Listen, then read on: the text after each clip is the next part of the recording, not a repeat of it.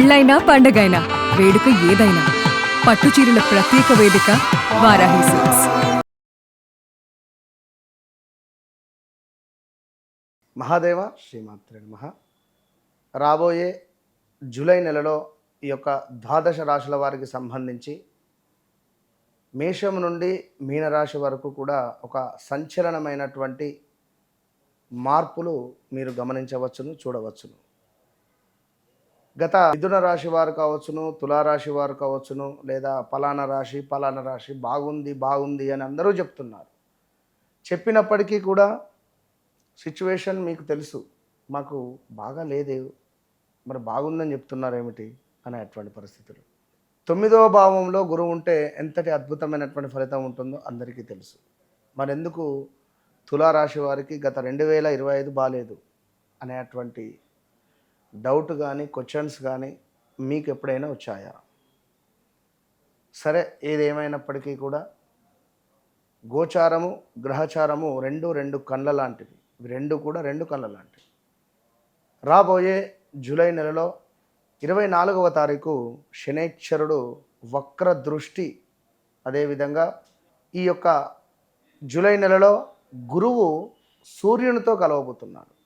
మరి దీనివల్ల ఇరు రాష్ట్రాలు కావచ్చును, దేశానికే కావచ్చును పెను ప్రమాదాలు ఉన్నది.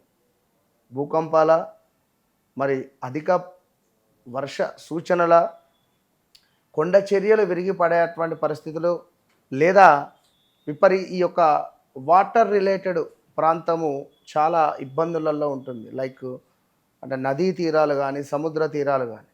ఇక అదేవిధంగా శుక్రుడు కేతువుతో కలవడం ద్వారా బ్రేకప్స్ అయినటువంటి వారు మళ్ళీ కలిసే ఛాన్సెస్ ఉన్నాయి. లేదా కొంతమేర ఎవరైతే ఈ బుధుడు కూడా వక్ర దృష్టి కర్కాటకం నుండి మీ యొక్క లగ్నానికి, అంటే మిథున లగ్నానికి వక్ర దృష్టి ఉండడం, ఇన్ని గ్రహస్థితులలో చాలా అవకతవకలు కానీ ఇబ్బంది కలిగించే సందర్భాలు చాలా ఉన్నది. మరి ఇందులో మీ రాశి ఏమిటి అనేటువంటిది తప్పకుండా కామెంట్ చేయండి. ద్వాదశ రాశులలో జూలై నెలలో మరి మీనరాశి దాకా రావడం జరిగింది. మీనరాశి అనగానే కొంత ఎదుటి వ్యక్తి యొక్క మనసులో ఏది ఉంది అని ఆలోచించుకునేటువంటి పరిస్థితి ఎక్కువగా ఉంటుంది. ఎక్కువగా మాట్లాడరు. ఎవరికైతే మీనరాశి వారికి, మీనలగ్నం వారికి చంద్రుడు కనుక ద్వితీయాట ఉంటే చాలా వారితో మనం మాట్లాడలేము. అసలు వారి పనులు మొత్తం అసలు అంత డిఫరెంట్గా ఉంటాయి. సంతానానికి సంబంధించినటువంటి విషయాలలో ఆందోళనలు కావచ్చును, వివాహానికి సంబంధించినటువంటి విషయాలలో ఆందోళన కావచ్చును.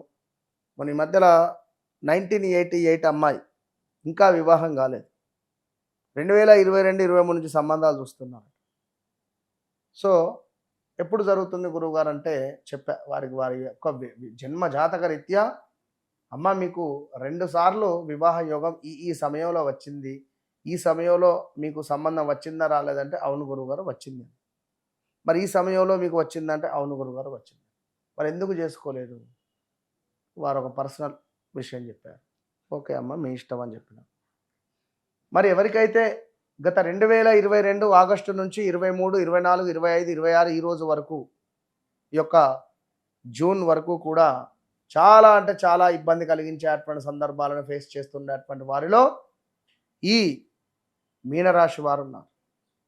మరి మీనరాశి వారు మరి మీకు ఎప్పుడు బాగుంటుంది, మీకు ఏ సందర్భంలో మీకు మంచి శుభాలు కలుగుతాయి అంటే ఖచ్చితంగా ఒకటే విషయం చెప్తాను నేను. ఎవరైతే మీనరాశి వారు ఉన్నారో మీ వ్యక్తిగత జాతక రీత్యా కేతు దశ కానీ, గురువు దశ కానీ, శుక్రుని దశ కానీ ఉన్నారా ఒకసారి చెక్ చేసుకోండి. ఎందుకంటే వ్యాపారాలు పెట్టి లాస్ అయిన వాళ్ళు చాలామంది ఉన్నారు. చివరి నిమిషంలో కూడా మీ పనులు చెడిపోయినటువంటి దాఖలాలు చాలా ఉన్నాయి. ఇక సంతానము, విద్య, ప్రేమ వ్యవహారాలలో మంచి అనుకూలత ఉన్నది. పెట్టుబడులలో కొంత తెలివితేటలతో మీరు పెట్టుబడులు పెట్టి ముందుకు వెళ్ళేటువంటి ప్రయత్నం చేయడం ద్వారా మంచి ఫలితం ఉంటుంది. జీవితంలో అతి పెద్ద మార్పులు మీకు రాబోతున్నాయి.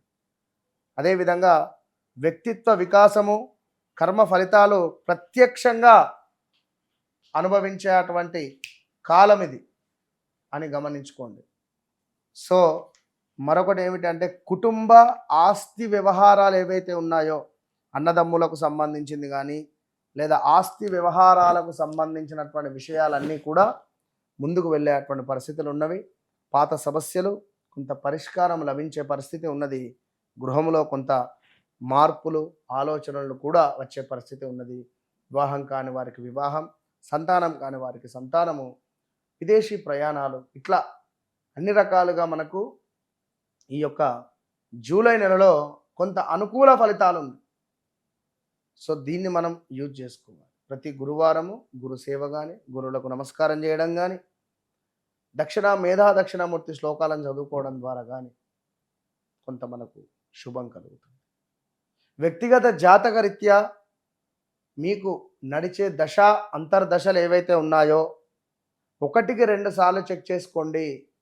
ఎస్ నేను మీకు మొట్టమొదటిసారి చూసారా లేదా రెండవసారి సెకండ్ ఒపీనియనే అనుకుంటారా, ఇక చివరిసారి గురువుగారితో మాట్లాడతాను లాస్ట్ అనుకుంటారా, మీ ఇష్టం.